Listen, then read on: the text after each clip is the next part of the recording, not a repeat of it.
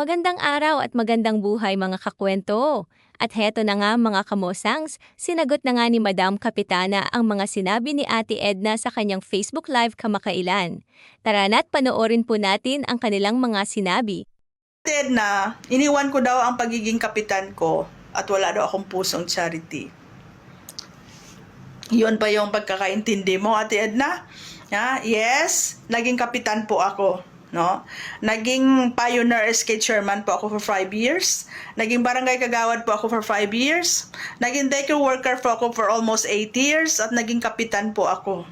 Iniwan ko ang pagiging kapitan ko kasi gusto kong bigyan ng magandang kinabukasan yung mga anak ko. And I am so proud na na-achieve ko yon kasi lahat ng anak ko ngayon nakapagtapos na at may mga trabaho na. And sabi mo wala akong pusong charity. Being a barangay captain, isa po akong elected official. At wala po sa oath ko na ako po ay magcha-charity. Nasa politika po ang linya ko at bonus na lang kung ako po ay makakatulong. Ngayon, Ate Edna, ikaw, di ba iniwan mo din yung profession mo? Yes, pwede mo sabihin na iniwan mo yung profession mo para tulungan ang asawa mo at ang community na mag-charity. Pero do you think iiwanan mo ang isang profession mo na may malaking sahod para lang mag-charity na wala kang magigain? I don't think so. I don't think so. Kagaya din ni Kalinga Prab na anak nyo. Do you think iiwanan niya ang trabaho niya, ang profession niya, para mag-charity kung wala siyang mapapala? Common sense. Okay? Ngayon, sinabihan mo wala akong pusong charity. Di ba ang totoong charity is begins at home? So ngayon kung iniwan ko man ang pagiging kapitan ko dahil gusto kong unahin ang pamilya ko, ang anak ko at ang nanay ko na mabigyan ko ng pang-maintenance every month, na hindi kailangan sponsoran ng kani-kanino dyan. Okay? Ang totoong pagtulong at charity begins at home. Hindi yung unahin mo yung ibang tao para lang sa papuri, para masabihan na ikaw ay mabait, matulungin, generous, philanthropist, good Samaritan. Sorry, hindi tayo magkapareho ng mindset. Okay? Ate Edna, i-practice mo yung mga pinipreach mo. Huwag mo kong daanin sa Bible. Ano sabi mo? Mag-content ka na sarili mo para makaakyat ka sa langit? Oh, really? May sinabi ba sa Bible na kailangan gumawa ka ng sarili mong content para makaakyat ka sa langit? Diba? Ngayon, nagagalit itong mga reactor dito sa content ko about yan sa mahirap issue na yan. No, tinutuligsa ako ng mga reactor dahil sa sinabi kong mahirap issue na yan. FYI, hindi ko po gawa yan. Kung naalala nyo, content mo yan, Ate Edna, nung nagkwento ka dati sa buhay ninyo at kung saan nagsimula si Kuya Bal, kinuwento din yan ni Kalinga Prab sa content niya na dati naghirap din kayo sa buhay. Pero ang ginagawa ng mga reactor for content, sobrang exaggerated kung mag-content sila as if naman sinabi kong isang kahit isang tuka. Wala akong ganong sinabi.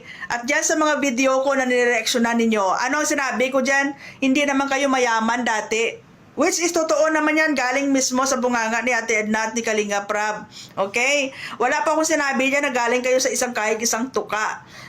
Masyado lang talaga kayo exaggerated. Bakit? Defensive. At saka alam ninyo, no, yung tinutuligsa ninyo about sa pagtulong, wala po akong sinabi na bawal ang tumulong. Hindi ko po minamasama ang pagtulong ni Kalinga Prab or ng Kalingap. Tested and proven dahil pinagtanggol ko yan dati. Walang masamang tumulong, walang limitasyon ang pagtulong. Open po yan sa lahat. Lahat tayo pwedeng maging good Samaritan. Pero ang pagtulong, ang pamamaraan ng pagtulong, may boundaries po yan, may limit po yan. Okay? Hindi porket nakakatulong ka ay exempted ka sa paglabag sa batas. Hindi porket nakakatulong ka, pwede mo nang gawin lahat kahit na binibend mo na ang law.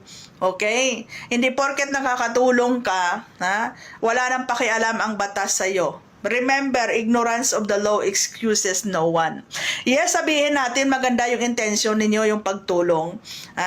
Pero, kailangan nyo pa rin sumunod sa batas at dyan po tayo pumapasok. Hindi po natin pinapatigil ang pagtulong ninyo or hindi po natin minamasama ang pagtulong nyo, kundi yung pamamaraan ngayon. Diyan sa mga nagko-content, kagabi napanood ko si Teo Makata. Sila ni Ballpoint Man. Bakit daw minamasama ko ang pagtulong? Legit may permit. Okay, fine.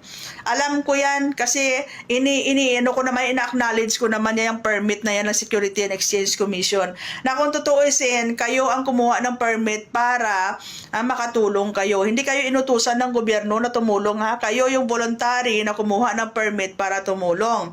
Ngayon, alam nyo ba, Teo Makata, Ballpoint Man at sa lahat na nagko-content kung ano ang nakasaad sa permit? Tutulong sa mga matatanda, senior citizen at PWD. Ngayon, may involved na minor, may involved na love team. Kung tutuusin, hindi yan nakakasama sa permit. Puro kayo legal. Alam nyo ba yung mga pinagsasabi ninyo? Speaking of legalities, yun po ang nakalagay sa permit. So, lumalampas po kayo sa boundary at sa limit ng permit ninyo, especially ma-involve po ng minor. Doon po tayo nagre-reaction, doon po tayo nagbibigay ng constructive criticism. Hindi ko po pinipigilan ang pagtulong. And ulitin ko, hindi po masama ang tumulong, pero ang pamamaraan ng pagtulong, doon po tayo nagre-reaction. Naintindihan nyo ba yon? Nagmamagaling-magalingan kayo dyan pagdating sa legalities, pero parang hindi nyo naiintindihan. Okay? Ngayon, kagabi, may nag-send sa akin na isa sa tanod ko. Nag-live si Teo Makata. 4 yung viewers niya. Andoon ako, 3 yung viewers na, isa ako sa 4. Nagulat ako, andoon si Marilyn Pablo. Your father is not a good leader, pero sumanib sa good leader, meaning to say you're not a good follower. Okay, saan ba nagsimula ang issue ng 200K? Diba sa channel ni Marilyn Pablo. Ni Marilyn Pablo. Ngayon, andoon siya sa live ni Teo Makata. 3 lang yung viewers, isa siya doon. Napapaisip ako, kasi itong si Teo Makata, demonetize ang channel nito. Matagal na itong hindi nag-active sa kanyang YouTube. Okay. Bago ito mag-activate ulit ng kanyang channel dyan, gumagala-gala ito sa mga live, nakapasok nga yan sa live ko Hindi kaya, Teo Makata, ikaw ang nag-feed about sa issue na 200K? Kasi issue yan sa Team Abot Kamay kung saan magkakasama tayo dati. Ito si Teo Makata, sila ni Ballpoint Man, magkakasama kami niyan dati sa Team Abot Kamay. Nakatira yan, tumira yan sila sa Team Abot Kamay as a charity vlogger ng Team Abot Kamay. Na ang ending, imbes na tumulong sa Team Abot Kamay, napunta sa kanila yung mga sponsors at sila na yung naging beneficiary. Anyway, choice naman ng mga sponsor yan kasi pera naman nila yun. Okay? So, yung issue na yan, alam nila yan. At alam naman nila, walang katotohanan yan. Okay? So, ngayon, Teo Makata, hindi kaya ikaw? Kasi bakit? Nung nag-live ka doon si Marilyn Pablo, 3 lang yung viewers mo. Ngayon, sa challenge ko kayo, patunayan nyo yung mga pinagsasabi ninyo. Okay? Di ba, Marilyn Pablo? Your father is not a good leader. Feeling attorney. Feeling alam ang batas. Ngayon, hindi mo ba alam? Hindi mo ba alam na bakit kami nagre-reaction dyan? Kasi nga, lumalampas sa limit at boundaries ng Security and Exchange Commission yung permit nila. Kaya natin napupuna. Pero wala kami sinabing tumigil kayo sa pagcha-charity, tumigil kayo sa pagtulong, at hindi natin minamasama ang pagtulong. Okay? Kaya nga sabi ko sa inyo, pinaglalaban pa namin dati yung mga pagtulong na yan nung wala pa yung love team kasi nakafocus tayo sa pagtulong. Wala na si Kapitana. Kaysa parang ngaw ka dyan, na ang iyong sinasabi ay bumabalik din sa iyo at wala naman sa iyo nakikinig kundi kayo lang rin ng mga antay, 'di ba? Pwera na lang doon sa mga reactor na pumapatol sa inyo kasi gusto rin ay content. Gusto rin kumita. Ito na, o 'di ba, Lori, si Sis Lori, panoorin niyo ang kanyang live. Napanood ko, nagpo-promote po siya nito. Kaya dumadami rin yung kanyang customer. Huwag kayong mabigla kung isang araw sa October, ako ang awardee, rank 1 ng company. Huwag kayong mabigla kung milyonaryo na ako. Walang magnanakaw. O ayan, Kapitana. ang iyong content ay ninanakaw, hindi yan sa'yo. Gumawa ka ng sarili mong content para makarating ka langit. Ninakaw na nga. Ninakaw na nga. Na ano pa, nang naninira pa. Ito po, ano ha, Biblia po ito. Salita po ng Diyos. So ito pong verse na sinasabi ko po ay paalala po sa atin, ano? Huwag po tayong maging magnanakaw kasi ito, walang magnanakaw doon. So ayun po, magnanakaw daw ng content. Ginamitan pa nga ni Ate Edna ng mga verse. Ano ang masasabi nyo mga kamosangs? Totoo ba ang kanilang mga paratang sa isa't isa? Ganun pa man para sa akin ang mahalaga, parehas silang nakakatulong sa ating kapwa.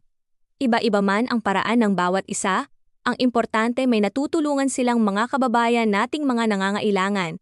Sabi nga nila, no hate, spread love. At that's for today, chika. Until next vlog mga kamosangs.